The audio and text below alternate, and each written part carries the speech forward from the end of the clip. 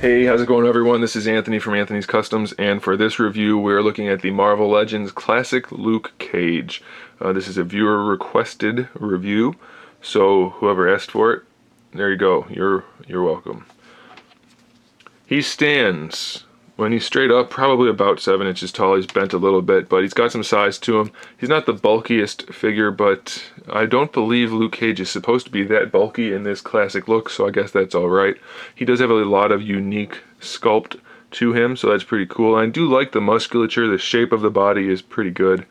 It definitely has some shading on it. There's some nice orangish brown shading throughout the yellow, so that looks pretty good.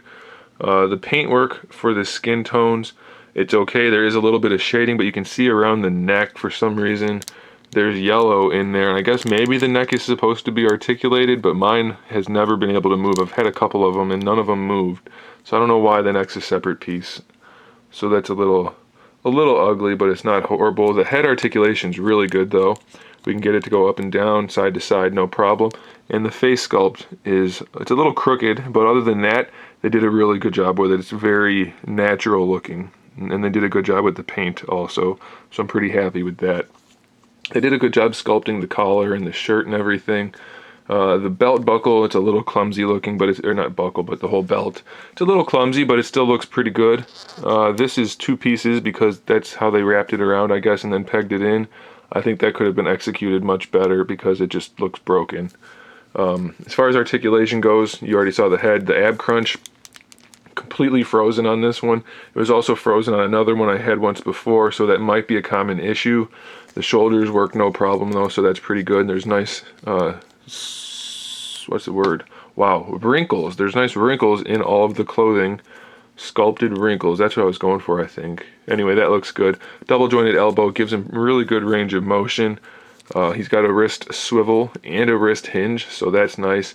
Hinged fingers, they're all individually done, but the hand's really ugly, and that articulation is pretty useless anyway, so that's one of those cases of Toy Biz articulation being overly done. It's just not necessary and doesn't add anything.